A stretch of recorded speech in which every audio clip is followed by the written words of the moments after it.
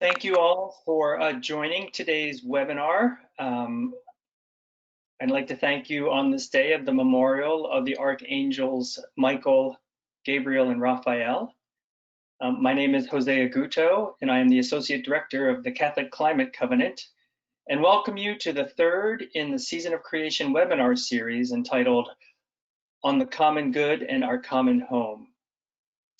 Today's webinar, I'm Catholic, How Should I Discern? Conscience, Discernment, and Voting as an Act of Love, is designed to help Catholics understand the Church's teaching on conscience and discernment as it relates to our votes in the November 3rd US general elections and beyond as our nation and planet face historic challenges that require Catholics to bring our values to the public square and help shape a better world. The speakers today hope to aid you in your discernment through teachings and leadings from the Church, as well as other recommendations and practical advice leading up to the elections. Before we get started, I'd like to say a prayer for all of us, created by Father Maloling Francisco, entitled Your Heart Today. So if we can quiet our hearts for a moment and enter into God's grace. In the name of the Father, and the Son, and the Holy Spirit. Where there is fear, I can allay. Where there is pain, I can heal. Where there are wounds, I can bind, and hunger I can fill. Lord, grant me courage. Lord, grant me strength. Grant me compassion, that I may be your heart today. Where there is hate, I can confront. Where there are yokes, I can release. Where there are captives, I can free, and anger I can appease. Lord, grant me courage. Lord, grant me strength. Grant me compassion, that I may be your heart today. When comes the day I dread to see our broken world, protect me from myself, grown cold, that your people I may behold. And when I've done all that I could, yet there are hearts I cannot move, Lord, give me hope, that I may be your heart today. Amen. In the name of the Father, and the Son, and the Holy Spirit. Before we begin today, a few housekeeping notes. This webinar is being broadcast in webcast mode in order to accommodate the very large audience. This means that audio is only available through your computer. There is no phone option for attendees. We will have a question and answer segment at the end of the third presentation. Due to the large audience, we may not get to every question. If you have a question or need more information, you can send them to me by email at info@catholicclimatecovenant.org. If you have audio issues or your slides are not showing, please try entering the webinar with a different browser. We've found that using Safari may be glitchy with GoToWebinar. This webinar is being recorded, and a link to the recording will be sent to you within 48 hours.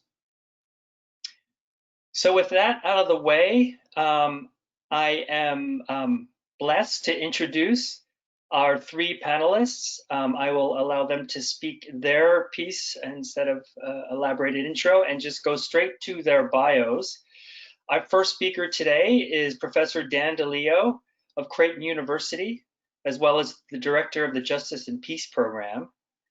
Dan received his BA in sociology from Cornell University and his master's in theological studies and PhD in theological ethics from Boston College.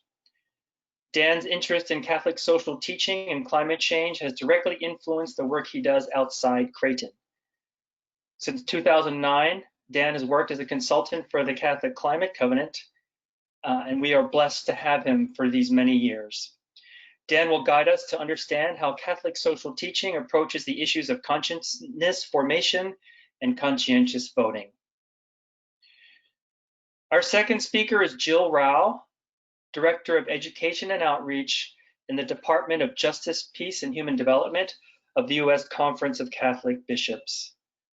Jill holds a Master of Arts degree in theology with an emphasis on moral theology, social ethics from Washington Theological Union, a Master's of Arts degree in international affairs with an emphasis on U.S. foreign policy from George Washington University, and a Bachelor of Arts degree in theology and communication from Marquette University. Her professional and volunteer work has focused on social justice and the intersection of Catholic social teaching and youth and young adult ministry. Jill previously staffed the Education for Justice Project at Center of Concern and also worked with Latino youth and served as an international volunteer in Ecuador, South America. Jill joins us today to give us important information on the U.S. Bishop's Forming Consciousness for Faithful Citizen document. And lastly, I'm pleased to introduce Brenna Davis, our third speaker, who is the Director of Education for Justice and Environmental Initiatives at the Ignatian Solidarity Network. She graduated from Boston College in 2010 with a BA in Theology and Spanish. Brenna is a former high school theology teacher, certified spiritual director, former Jesuit volunteer, Cuyahoga County Master Recycler, and is a member of National Catholic Reporters Earthbeat Advisory Panel. Brenna will speak on the Ignatian Solidarity Network's Voting as an Act of Love initiative. With that, I am pleased to pass it off to Dan. So thank you, Dan, for joining us. All right, well, thank you. I am gonna share screen and want to make sure that folks are seeing my slides. Jose, just to double check, you're able to see my slides? Okay. Well, thank you, Jose, and to all of you for joining us today. I'm grateful for the opportunity to be here, and I really appreciate you all taking the time to be with us for this third webinar in our series. Today, we're going to be looking at conscience and the Church's teaching about this crucial topic because it's really at the heart of the Church's teaching about voting and voting discernment. We're going to do a lot in a relatively short amount of time, and we're going to get into some technical theological categories. But because this material is really central to the Church's teachings on voting, my hope is that carefully going through this material and these concepts will really help folks to practically discern their votes informed by the fullness of our Catholic faith. So we're going to do a lot, but my hope is that on the other side, you've got some practical resources and understandings. At the heart of what we're talking about is the idea of conscience. And in the Catholic tradition, this is one concept that actually has several different dimensions. The Second Vatican Council formally defined conscience as the most secret core and sanctuary of a person. There she or he is alone with God, whose voice echoes in her or his depths. So in a general sense, we can think about conscience as a place, the place where a person is most intimately encountering God. And in this place, we can think about several different dimensions. The first is as the place where a person has the capacity to know and to do the good. And this is a capacity from a Catholic perspective that all people have, part of the human condition. Second, it's the place where we go through the process of moral discernment about right actions. And for our purposes today, this is where we go through the process of discerning our votes. Third, it's the place where we make a judgment about right action, in this case, whom to vote for or what policies to support. And fourth, conscience is the locus of human freedom, and it's the freedom through which we enact or reject God's love. And it's the freedom in which human dignity is grounded. For Catholics, part of human dignity comes from the capacity God gives us to freely accept or reject God's love. So conscience is part of human freedom. And because freedom is central to human dignity, as the theologian Richard Rauh describes, the Catholic tradition has long attested to the primacy, dignity, and inviolability of conscience. So in the Catholic tradition, let conscience be your guide is really the overriding dictate. Conscience is primary and inviolable. As the Catechism describes, respect for human dignity means that a person must always obey the certain judgment of his or her conscience. and we're going to talk about this idea of certain judgment in a minute. But it's important to emphasize that we're called to follow our consciences even amidst criticism or conflict with an authority, even when this conflict might be a religious authority. And this is going all the way back to St. Thomas Aquinas' Theologica. So as Richard Gula goes on to describe, ultimately conscience is the whole person's commitment to values and the judgment one must make in light of that commitment to apply those values. We're talking about values and discernment when we start talking about conscience as the locus of human freedom. And the idea of a certain conscience means that a person has taken the time to go through the process of moral discernment and come to a judgment about right action. But it also means that the person has gone through the effort to properly form her or his conscience. Conscience doesn't justify anything that I would want to do. It means that I have to form my conscience, and as the Catholic tradition emphasizes, conscience must be informed and moral judgment enlightened. The education of conscience is a lifelong task. And so for Catholics, the goals of conscience formation are both correct seeing and right thinking. Correct seeing meaning developing the dispositions, the virtues to adequately see the world as it is and to recognize the things that we should, and thinking in terms of discernment and actually acting. And so in the Catholic tradition, we work towards these goals of seeing and thinking by engaging what Jim Bretsky, the moral theologian, describes as the 4 sectors of sources for moral theology. And this is what the Methodist tradition has named, first named the Wesleyan quadrant. So in the Catholic tradition, in terms of forming our consciences, we consult 4 different types of resources.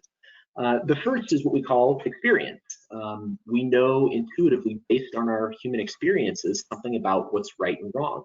One of our oldest son's first moral intuitions is that's not fair.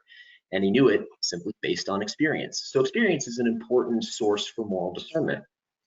We also look to reason, so we think critically about what the good is and how we ought to work towards achieving that good. And especially when we think about public life and public policy, we use reason. And experience and reason are available to all persons of goodwill. In the Catholic tradition, we also recognize Scripture as an important resource for moral reflection and discernment.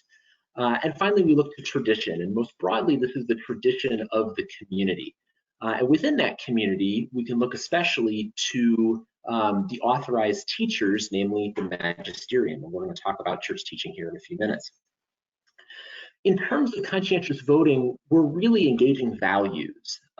This is at the heart of what we do when we talk about bringing faith into public life. And we can think about values generally as abstract ideals or ideas about what is desirable, proper, and good. So generally speaking, we're talking about values. And for Catholics, there are really 4 values that underpin moral life, as the compendium describes: truth, freedom, justice, and love. So these are kind of the pillars as values in Catholic moral theology. But we can also talk about lots of other types of values based on the insights from Catholic social teaching. So we can talk about the value of human life and dignity. We can talk about the value of the integrity of God's creation. So in the Catholic tradition, we can talk about values in lots of ways. And it's these values, as I said, that we bring into public life. And so as Pope Francis says in Evangelii Gaudium, an authentic faith always involves a deep desire to change the world, to transmit values. So we're really talking about trying to shape the world in accordance with the values at the heart of the Christian tradition. And I think it's important to recognize that there are 2 ways to think about values and the way that we engage values from a Catholic perspective. And here I'm drawing on the work of Kathy Caveney, a theologian and law professor at Boston College, and her book, Law's Virtues. And one approach she describes as layered or lexically ordered. And she says that is, the first or fundamental value must be secured completely before we can turn to the second, and so on. And so from this perspective, a person focuses on one value, a core central value, and really doesn't prioritize other values, at least until that primary value is completely secured for all persons everywhere. That's one way of approaching values.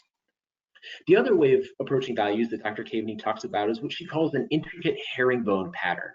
And this recognizes that values must all be integrated into a tight pattern for the wall to stand upright. So we're talking about integrated values, and they may be weighted differently, but ultimately they're all interconnected. And from a Catholic perspective, I think this is really the Church's vision of values. And this is what Francis articulates in Laudato Si. He stresses it cannot be emphasized enough how everything is interconnected. So when we think about bringing values into public life, voting discernment entails considering how to promote interconnected values. So that's really what we're talking about, I think, from a Catholic perspective in terms of conscientious moral discernment and voting. In order to think more critically and practically about this, I think we have to recognize what we actually do most of the time when we vote. Generally speaking, in a general election, we don't vote for issues, we vote for candidates.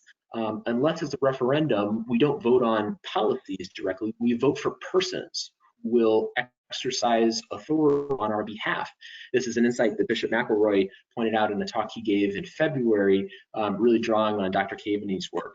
And so when we recognize this kind of basic insight that we vote for persons, we have to think about voting for persons, and we have to think about voting discernment that considers how candidates will promote or undermine interconnected values. And so as Caveney recognizes, there are different considerations for thinking this through. And so, for example, she says that when we think about candidates, we ought to consider their competence and ask questions like, does the candidate have the intellectual capacity, the experience, the temperament, and the judgment to do the job? We could look at a candidate's character. Does she or he have a good set of moral values and the integrity to pursue them in situations of temptation and fear? We should look at collaboration. Does the candidate work well with other people, both allies and opponents? And what are the candidate's connections, those things, those persons or entities that might influence how she or he governs? For example, party affiliations, lobbyists, corporate and individual donors. So we should take all of these things into serious consideration. We should also look at a candidate's issue stances. And when we talk about an issue stance, we're really talking about the way that somebody judges a problem. So they see it or don't see it as a problem. They diagnose a cause, so what's causing this problem, and they propose a solution, what we should do about it. So when we think about an issue stance, this is what we're talking about. And issue stances are important because they provide to some degree insights about the competence, character, and collaboration and connections of a candidate. So it's important. They also tell us something about the priorities of the candidate.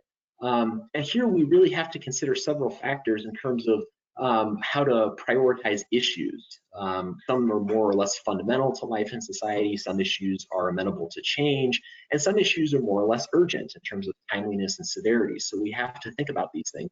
And this really requires discernment of interconnected values, recognizing that no one issue has a monopoly on a particular value. Values are interconnected and they cut across issues. And so thinking about issues in terms of candidates is important because it shows us or tells us something about how a candidate will likely promote or undermine integrated values. So we have to think about issues. In terms of thinking about priorities of issues, I think it's important in this context, from a Catholic perspective, to talk about what the Church has been discussing really leading up to the election. And it's this idea informing consciences for faithful citizenship that the bishops write on the introductory letter on page 6, that the threat of abortion remains our preeminent priority. This is something that's been widely discussed, and I think for our purposes, we should contextualize it with a few different insights. The first of which is that this statement alone is issue-based, right? So this isn't looking at candidates or values in the way that we just previously discussed. So this is narrowly looking at issues. So I think we need to remember that. We also need to remember that the bishops go on to emphasize that as Catholics, we are not single issue voters. This is not part of our Catholic identity. And this is something that Pope Francis has emphasized, especially, for example, in Gaudete et Exsultate, he writes this extended paragraph that I want to read just to give folks the resource. He says, our defense of the innocent unborn, for example, needs to be clear, firm, and passionate, for at stake is the dignity of a human person, which is always sacred and demands love for each person regardless of his or her stage of development. Equally sacred, however, are the lives of the poor, those already born, the destitute, the abandoned, the underprivileged, the vulnerable, infirm, and elderly exposed to covert euthanasia, the victims of human trafficking, new forms of slavery, and every form of rejection. And he goes on to say that some Catholics consider, and he's talking about migration specifically, some Catholics consider migration to be a secondary issue compared to the grave bioethical questions. But he says that a politician looking for votes might say such a thing is understandable, but not a Christian. For Christians and for Catholics, there's a recognition, again, that the value of life cuts across issues. And so we have to discern the role of values when we think about different issues. We also have to recognize that this statement from the bishops is a particular type of teaching in the Catholic tradition, namely a non-infallible prudential judgment.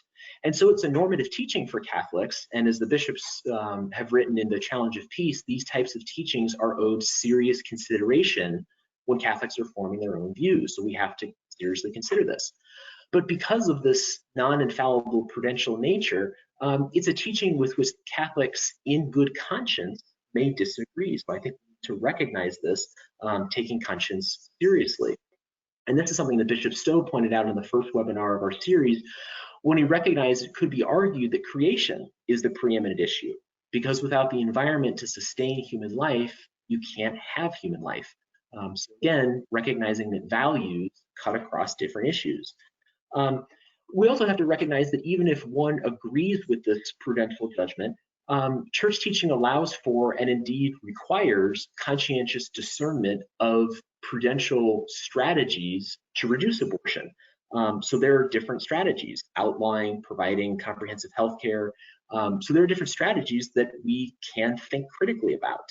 And so ultimately, this teaching that people have been talking quite a bit about, it seems, is helpful, but it needs to be contextualized. And I think it especially needs to be contextualized against what Pope Francis wrote in Amoris Laetitia, when he talks about the magisterium, and he says, we, meaning the bishops, have been called to form consciences, not to replace them. So again, in the Catholic tradition, we affirm the primacy and inviolability of conscience that is called to consider church teaching, but ultimately has the freedom and responsibility to come to our own discernment conclusions.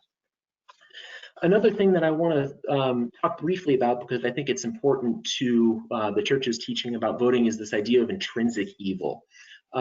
In the Catholic tradition, this is a very precise term in moral theology. As the Catechism summarizes, it's an act that is always wrong and can never be justified. So it tells us two things. And based on these criteria, the Catholic tradition affirms lots of different actions as intrinsically evil. So for example, St. John Paul II, in his encyclical Veritatis Splendor, quotes the Second Vatican Council's document Gaudium et Spes, and he says examples of intrinsic evil include whatever is hostile to life, such as any kind of homicide, genocide, abortion, euthanasia, but also whatever violates the integrity of the human person, such as mutilation, physical and mental torture, and attempts to coerce, whatever is offensive to human dignity, such as subhuman living conditions, arbitrary imprisonment, deportation, slavery, prostitution, and trafficking in women and children, degrading conditions of work, which treat laborers as mere instruments of profit. All of these things are intrinsic evil. Intrinsic evil tells us something, but it doesn't tell us everything about a moral action. For example, it doesn't communicate anything about the relative moral gravity of an act. Different actions can be more or less grave. Calling something intrinsically evil also doesn't tell us how we should approach cooperation with the intrinsic evil of another, and we're going to talk about that here in a second. And as Kathy Caveney has recognized, the term intrinsic evil has moved far beyond the technical use traditionally employed in Catholic action theory. It's become evocative, not analytical. Intrinsic evil has been used as prophetic language to strongly denounce particular issues. It's kind of a rhetorical sledgehammer to try and emphasize the importance of an issue. But again, in Catholic voting discernment, we're not primarily focused about issues, we're focused on values. And so I think emphasizing this term narrowly shifts the focus away from values like life and dignity and integrity of creation to issues in particular. And it loses the recognition that values exist in, again, an intricate herringbone pattern. Values are interconnected and they transcend issues. So again, no one issue has a monopoly on values. And so in terms of discernment, we have to keep this front of mind, I think. And this idea of intrinsic evil and cooperation really brings us to kind of the heart of the church's current theology of voting. Because the bishops, drawing on the work of Cardinal Joseph Ratzinger, emphasized the notion or the term cooperation with evil. And in the Catholic tradition, there are two types of cooperation, and they're relevant to our voting discussion. The first is what's called formal cooperation. And in this type of cooperation, a person acts foreseeing and intending that they would advance the evil of another. So I would vote, for example, for a candidate who supports an intrinsic evil with the intention of actually advancing that evil. And this is never permissible in the Catholic tradition. And this is different from material cooperation. Material cooperation foresees but does not intend that a person's action will advance the evil of another. So for example, I might vote for a person who supports an intrinsic evil, foreseeing but not intending that that evil would be advanced through their election. And in the Catholic moral tradition, this is permissible under some circumstances. This is what Cardinal Joseph Ratzinger wrote to the US bishops in 2004, a year prior to his election as Pope Benedict XVI. And he wrote that when a Catholic does not share a candidate's stand in favor of abortion or euthanasia, but votes for that candidate for other reasons, it is considered remote material cooperation, which can be permitted in the presence of proportionate reasons. And so from a Catholic perspective, using these categories requires discernment of proportionate reason.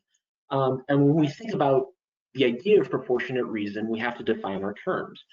Here, a reason is a value. Again, we're talking about values. And the idea of proportionate or proportionate values means that there's a balance among all of the interconnected values that are at stake, especially, again, recognizing that values cut across issues.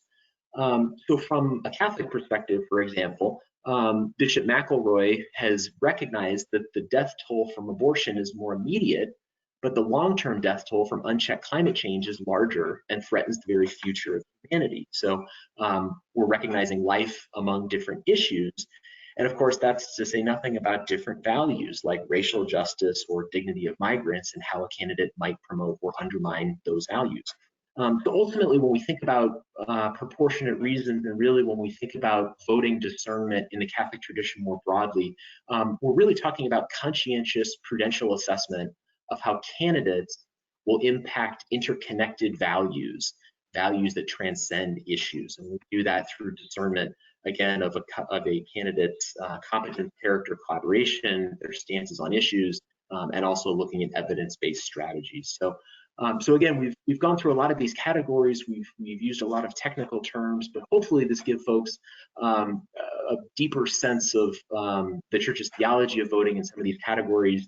And as you've hopefully seen by now, as we think about the upcoming election, Catholic Climate Covenant is encouraging folks to take this pledge to vote with the fullness of Catholic faith and bringing love in action. And so this is a resource available.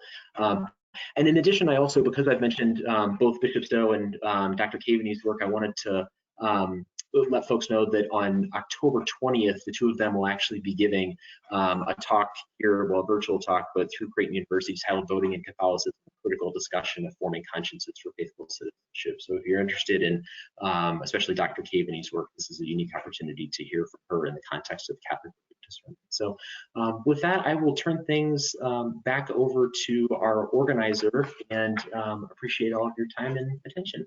Thank you. Wonderful, Dan. Thank you so much for your presentation. Pleased to hand it off to Jill. Great, thanks, Jose. So I was invited here today to just give a brief 10-minute overview of some of the important points from the statement of the U.S. Catholic bishops on political participation. That's entitled Forming Consciences for Faithful Citizenship. And for shorthand today, we're just going to call it Faithful Citizenship because the title, let's be honest, is a mouthful. So for this election cycle, the bishops reissued the 2015 statement on faithful citizenship. And they also voted at the end of last year to approve scripts for 5 new videos, as well as an introductory letter. And so I will summarize those items for you, and then we will get into some of the main themes of the document itself.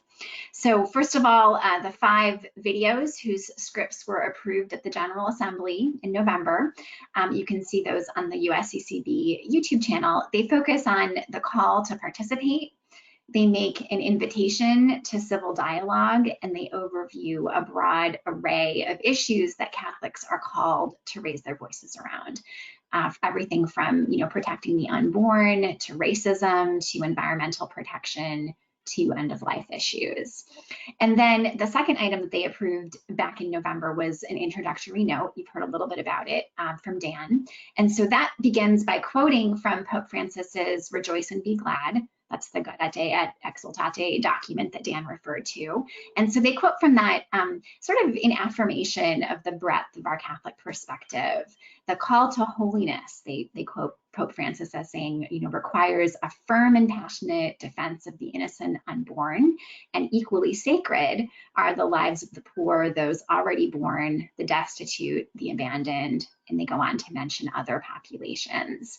And so the bishops quote from that document, and then as they continue, they call the threat of abortion a preeminent priority, as Dan has mentioned, and they also urge us to address other serious threats to human life and dignity, such as racism, the environmental crisis, poverty, the death penalty, and there's a bunch of others mentioned as well. And then the introductory note also points for the need for leadership that models love and righteousness and the virtues of justice, prudence, courage, and temperance. And it calls us to serve as models of civil dialogue, especially in a context where discourse is eroding at all levels of society. So that's just a bit about the videos and the introductory note, which are the new items this year. Now, let's kind of rewind and go back and look at the Faithful Citizenship Statement, the one from 2015 that was reissued. This is the statement that the bishops affirmed, continues to be our teaching document on political participation as Catholics. And so I'm just going to mention a few themes from that statement. And the first one is very simple, and it's about the call to participate. And you can go to the next slide here. So this is not a point probably about participation that I need to convince all of you of, because you are on this webinar after all. But just to kind of summarize, the bishops talk about participation as something that is rooted in our baptismal commitment to follow Jesus Christ and to bear Christian witness in everything that we do. They emphasize, quoting the Catechism, that the obligation to participate is inherent in the dignity of the human person. And they mention a number of ways that participation, what it can look like. They mention voting, of course, and helping others register to vote, but it isn't just about voting. It's also about communicating our Catholic perspective to our elected officials on a year-round basis. It's about joining, advocacy networks, state Catholic conference initiatives, community organizations that are working on issues that impact vulnerable people. And it's about, working within political parties, whichever one may be a member of. And it's about running for office. And that doesn't just mean, running for Congress. It means being an active member of the school board, the city council, even a neighborhood representative. There's lots of ways we can participate. And participation, as I mentioned, it's year-round, and they emphasize that. It's about more than voting. And also, I think this is important too, those who cannot vote also have the right for their voices to be heard. I think young people who maybe aren't of voting age, think of our brothers and sisters who may not be citizens of the country. Everyone's voice needs to be heard. And so they kind of make that general invitation that we all are called to participate. We can go to the next slide. A second major theme is around conscience formation. And as Dan mentioned, this is something we must do on an ongoing basis. To illustrate this, my son is a little St. Francis. He loves spending time in nature. He gets upset when he sees pollution. He believes really strongly that cows should be fed a seaweed diet because that would reduce their emissions. And he's only 7. But how did we get there? It started by spending time in God's creation, talking about what that teaches us about who God is and how God loves us.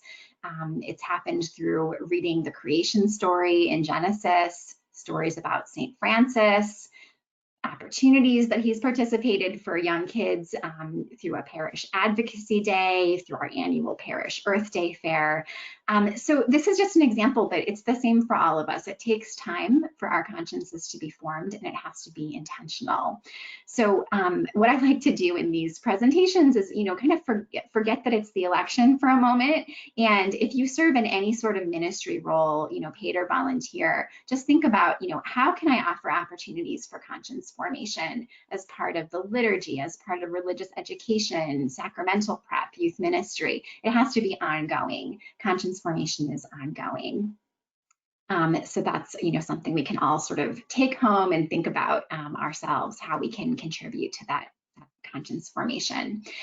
So how did the bishop say in the statement that we need to form our consciences? If we can go to the next slide, I highlighted some of the steps that they mention. And this is in number 17 and 18 from the statement. So in order to form our consciences, first of all, we have to be open to the truth and approaching issues with that mindset. We have to be studying sacred scripture and the teaching of the church, examining facts and background information about different issues, and a prayerful reflection. And you can see how this might be a process that an individual goes to, but as people in ministry, it's also a communal process as we help one another form our consciences. And then having done so, we have to cultivate that virtue of prudence that Dan referenced, and that virtue allows us to deliberate over available alternatives and to determine what is most fitting in a specific context, and then to act decisively. If we can go to the next slide. A third theme from Faithful Citizenship is that as we engage in the political sphere, the bishops ask us to pay attention to two duties, one of them negative and one of them positive. On the negative side, they encourage us to reject intrinsically evil actions that are incompatible with love of God and neighbor.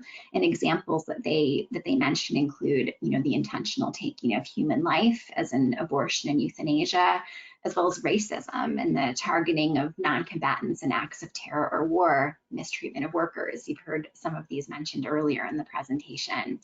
And at the same time, we have to pair that negative duty with a positive one. The bishops write that, opposition to intrinsically evil acts should also open our eyes to the good we must do, to our positive duty to contribute to the common good and act in solidarity with those in need, because these are also moral obligations. And so examples of that positive duty might include, ensuring that all people have access to the basic things that we need to live and thrive, to food, to shelter, to healthcare, education, meaningful work, etc. And so the bishops conclude in number 24 that both opposing evil and doing good are essential obligations. If we can go to the next slide, a fourth theme that the bishops identify. There's two temptations, they say, that we must resist as we respond to the call to participate. They encourage us to think about how some issues carry special moral weight, and we have to give particular attention to those issues. However, concern for those issues does not allow us to dismiss other important issues. For example, we're called to protect human life and end the scourge of racism. And we also care for creation and seek just immigration policies. We're attentive to all other serious moral issues that challenge our consciences and require us to act. Another way that you can think about this is that the Catholic perspective is often described as a both and rather than an either or. It makes us difficult as Catholics sometimes to peg as allied with any particular party, because with each party we find that we agree with some issues and disagree with others. We advocate for the unborn and we welcome the immigrant. We protect families and we safeguard the environment for future generations.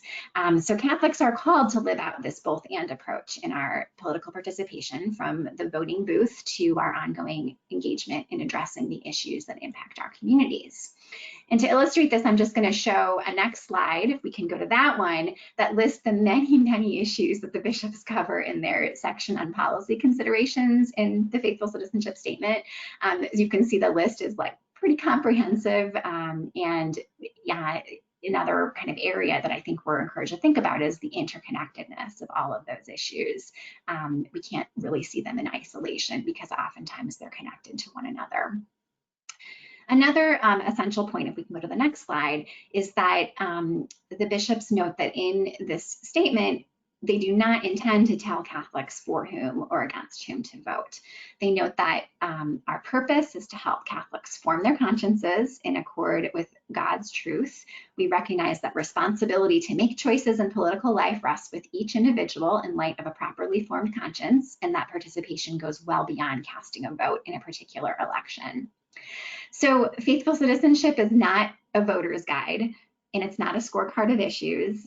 It doesn't offer direction on how to vote or tell Catholics who to vote for or offer guidance on which candidate or party best reflects the Church's moral framework. And they really encourage us in the statement to use the framework of Catholic social teaching to examine candidates' positions on issues that affect human life and dignity, and to consider candidates' integrity, philosophy, and performance, and to see beyond party politics, to analyze campaign rhetoric critically, and to choose political leaders according to principle, not party affiliation or mere self-interest. That's number 41, if you like that quote. It's one of my favorites. Next slide.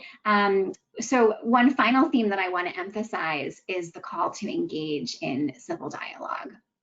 So recognizing the great challenges with this and inspired by the call to civility in faithful citizenship, as well as in the new videos and the introductory letter, USCCB launched at the end of last year an initiative called Civilize It, Dignity Beyond the Debate. It actually originated in the Archdiocese of Cincinnati, and they were generous enough to let USCCB adopt it, kind of revamp it a little bit. But civilizeit.org has a lot of resources, including a pledge to civility, clarity, and compassion. And one of my favorite resources on the site is an examination of conscience that asks some really challenging but important questions that I know I have spent some time in prayer with during this election season, and I encourage you to as well. Questions like, when has my engagement with or about those with whom I disagree failed to recognize their dignity as people created in God's image? When have I made assumptions about or failed to give the benefit of the doubt to those with whom I disagree? When have I presumed others' intentions before even hearing their stories or experiences? When have I valued my political affiliation or party more than my identity as a disciple of Christ, called to model love, charity, and civil discourse? So these are challenging questions, and I think that's a nice place to leave you. And the websites, faithfulcitizenship.org and civilizeit.org, are listed on the screen for you. And thanks for the opportunity to be here with you today. Thank you so much, Jill, for your perspective. And I'm pleased to hand it off to Brenna. So Brenna, feel free to start. Great, thank you. So happy to be here, and I'm just really thankful for the beautiful context setting that Dan and Jill have provided. I'm here from the Ignatian Solidarity Network, and I want to share a little bit about our Voting as an Act of Love campaign, because I think it's a really concrete way to put into practice and praxis what Dan and Jill have explained about voting and faithful citizenship. And at the Ignatian Solidarity Network, we really are focused on, like Jill said, advocacy year-round on issues that promote the life and dignity of the human person. And a piece of the work that we do is our Education for Justice website has resources, and Jill used to work with Education for Justice before it moved to ISN, but it has resources to help do that conscious formation throughout the year in a variety of ways. So I just want to offer that up as a resource.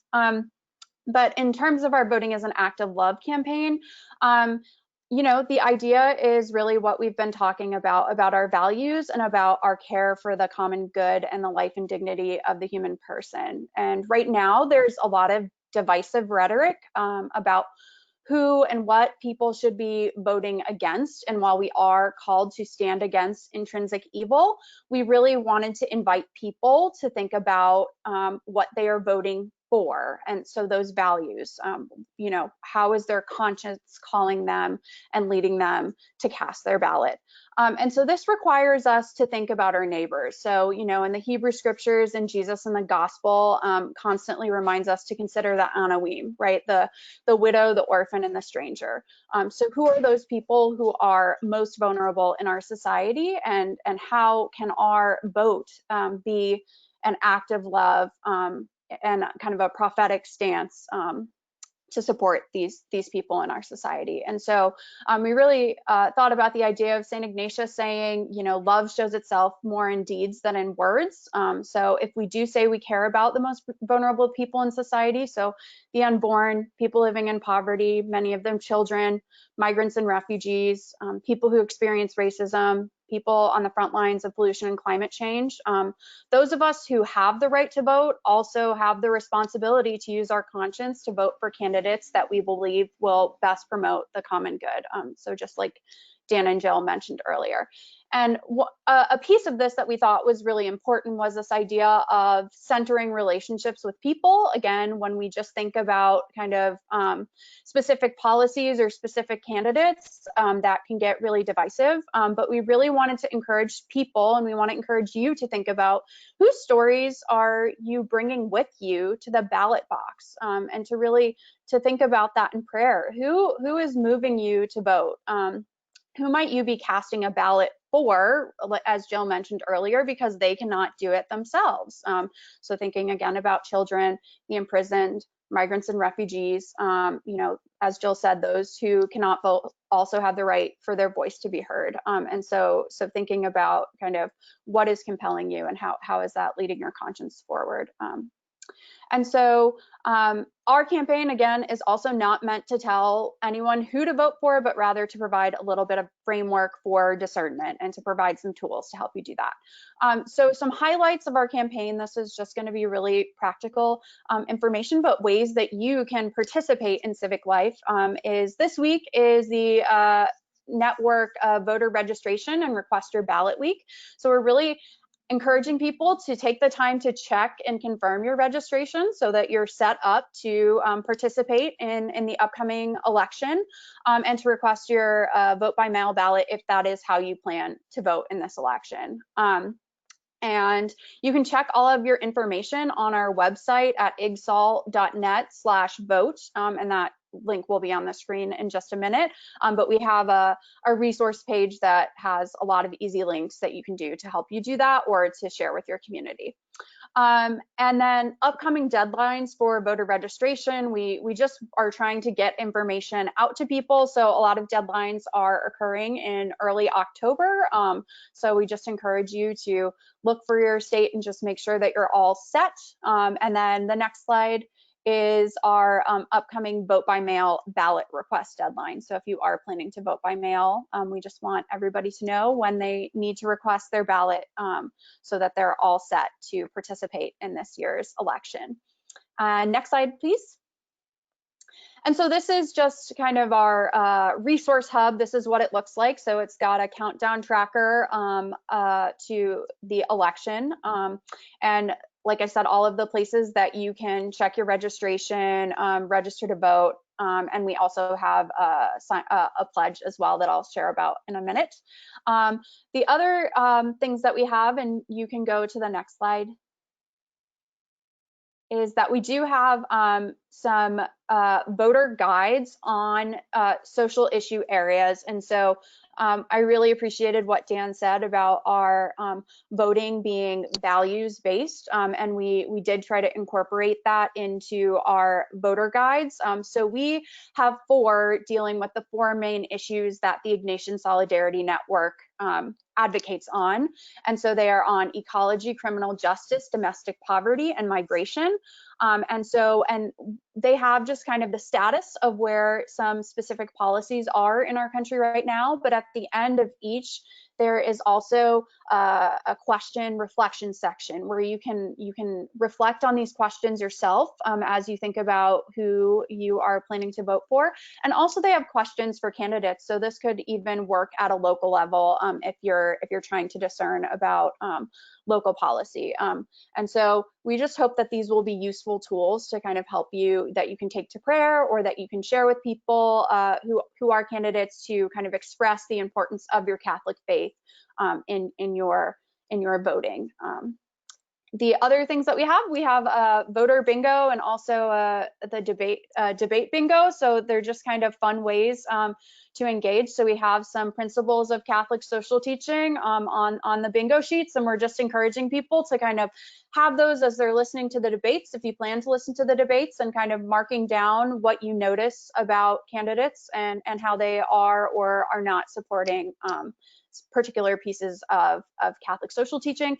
And then we also have links to very practical workshops on the website. So Braver Angels is an organization. It's a non-partisan organization that has really concrete online skills training. I did one called Depolarizing Within that gave some really concrete skills for how to kind of depolarize your thinking as you're trying to have conversations around these really important issues, and to better communicate with people who differ from you politically. And they also have something called a With Malice Towards None campaign, where they invite congregations to come together and have conversations before and after the election. So if you're interested in any of that information, it can be found on our website. And then we also finally have the Examine for Civic Life. It sounds very similar to kind of what Jill was saying before about just some questions that you can take to prayer as you're getting your heart ready to go and cast your ballot. And next slide, please pause. And so our Voting is an Act of Love campaign, you can go to the website on the screen. And like we said, we believe that love ought to show itself in deeds more than in words. And so basically our pledge is just saying you're pledging to vote in the 2020 election and in every election, and that you're gonna get friends involved, and you'll remind your friends to vote on election day and to live out that obligation to participate in civic life. And so that is all I have for you. Thank you very much. Thank you so much, Brenna. And I would also just like to refer you back to the Covenant's pledge, which we welcome you to consider signing on to support life. I wanted to jump straight into the first, and it seems to be the overarching question. Now I'm going to sort of bring together a couple of comments under this scenario, and I welcome Dan, you and Jill sort of using your frameworks to bring this into a conversational tone for help with the questioner. Our parish will hold a voter registration for the first time. I'm not sure why this was organized, but I'm concerned there may be a focus on some recent pronouncements that Catholics must only vote for a candidate or party because of abortion. How do I best provide registrants and perhaps my priests with an understanding of fuller conscience formation? Dan, I'll start with you. Well, I think it's a practical question, and I think to some degree it's got a practical solution in terms of conversation. I think that's one of the things, especially when we think about voter registration, voter engagement, that so much of this is relational. So at a minimum, I would encourage people to actually meet with their local priest or members of the parish council or whomever is organizing this, and just to have a conversation about how they're approaching voter registration, how they're understanding conscience and conscience formation, and to listen before beginning to offer resources and things like that. And I think especially, listening informed by the civilized resources would be helpful. But I think ultimately it's about helping people understand and be aware of what we've kept calling in the series the fullness of faith, in terms of the church's full teaching on the primacy and dignity of conscience and the responsibility of all Catholics to form their conscience in light of the fullness of Catholic social teaching. So at a minimum, I would encourage folks to meet with leadership and sit down and have that conversation, ready though to bring the fullness of these resources to the attention of the people who are organizing these things. Jill, I don't know if you have additional thoughts or reactions. Yeah, I definitely do.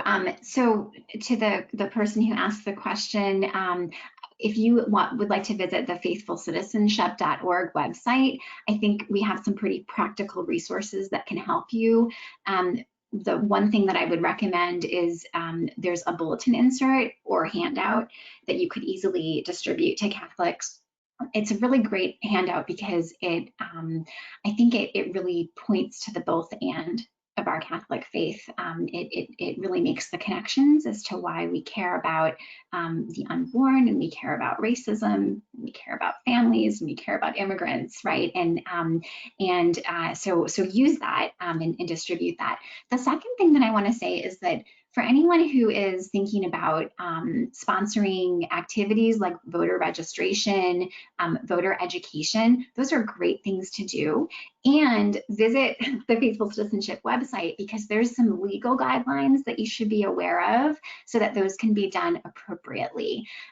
Sometimes parishes don't always realize that you can be putting your 501c3 status in jeopardy if you are doing voter education, registration, candidate forum activities that take a partisan bend.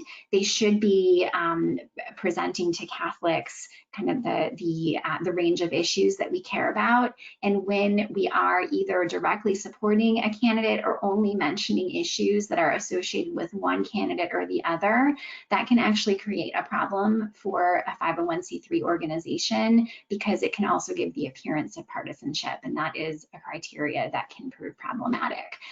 In my longer version of the presentation, I actually have a number of slides from the USCCB General Counsel's office encouraging people to do those voter education and registration activities in a truly nonpartisan way. So those materials can help you as well. Great, thank you, Jill. And Brenna, do you have any thoughts? I think that they did a great job. They covered it. Yeah, I want to, if you don't mind, also taking bits of other questions which are related to this, and I'm extending the conversation a bit on this question. Folks are saying that they are seeing recent pronouncements from their bishops or priests that Catholics must only vote for a candidate or party because of abortion. And there was one incident of a Catholic priest saying that you can't be a Catholic and vote as a Democrat. So clearly the issue is hot in the public realm. More practical advice on what you would tell a person on how to have this conversation, frankly. To just pretend for a moment that we want to have a conversation and open up a dialogue with a priest who's actually being close to explicit or fairly explicit about who Catholics should vote for. Dan, I'm sorry, I'm just going to ask you. Well, I'm going to go back to the phrase that I keep using, the fullness of faith.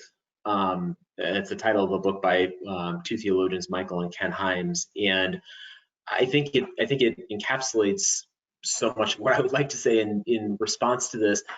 In terms of the specific incident you mentioned in La Crosse, Bishop Callahan has offered fraternal correction to the priest who has made that incorrect assertion. So I want to flag that in case folks are unaware of that. But in terms of the fullness of faith, I think it's important to emphasize the things that we've talked about today in terms of the fullness of authentic church teaching prioritizes and affirms the primacy and dignity of conscience, and it recognizes different levels of magisterial teaching authority that in conscience Catholics are called to receive in different ways and with different levels. And so again, when we get into voting and issues and political life, we're dealing with, more often than not, prudential judgments that are owed serious consideration, but with which Catholics in good conscience may come to different conclusions. So I think it's important to emphasize that when we're talking about follow what the church teaches, what the church teaches is the primacy and dignity and inviolability of conscience that needs to be properly formed, considering all the nuances of the sources for moral discernment. So, in a very succinct way, that would be my overarching response, is referencing the fullness of faith. Thank you so much, Dan. We are at the hour, and thank you for that wonderful conclusion. And I want to thank our presenters for their wisdom, and all of you who are on this webinar for your desire to continue discernment as fellow Catholics. And so I want to close with the last 4 lines of the prayer today. Lord, grant us courage. Lord, grant us strength. Grant us compassion, that we may be your heart today. Thank you, friends, and God bless.